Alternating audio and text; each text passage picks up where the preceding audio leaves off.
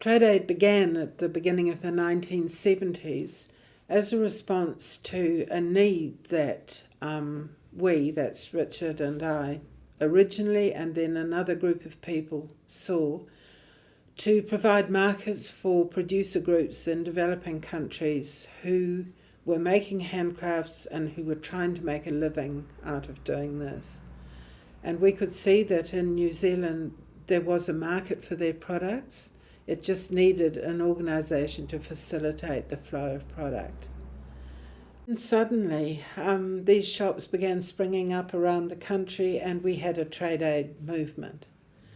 And so it began, very small, and grew to what we have today.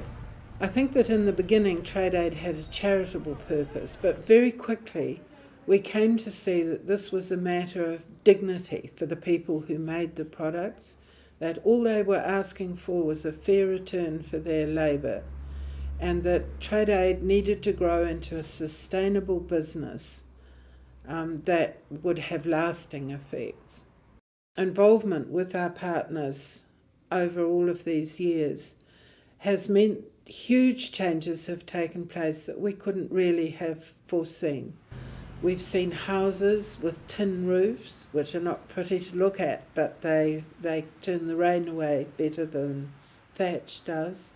We see livestock, we see gardens, we see huge advances in communities where people have prevailed upon the local council to cover up sewage outlets, to provide latrines, to provide schools.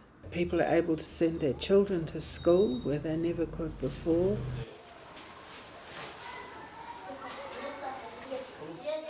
We chose the partners that we worked with according to criteria, which meant that women would be involved in production and decision making, that there would be a kind of group activity that would lead to change in the communities where these people lived.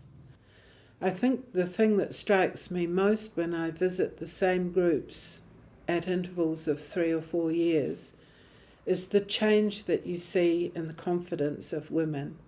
The way that women who could never go outside their households without a male escort now travelled on buses and brought their products to warehouses, who negotiated prices, who spoke in meetings.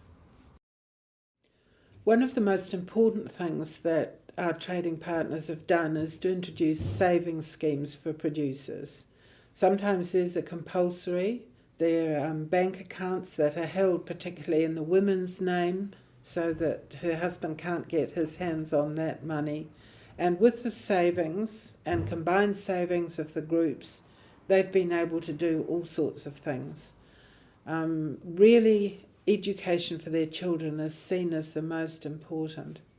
I found this particularly in Africa, talking to women that make baskets that we import, that paying their children's school fees was the most important goal, and that's what they made their baskets for.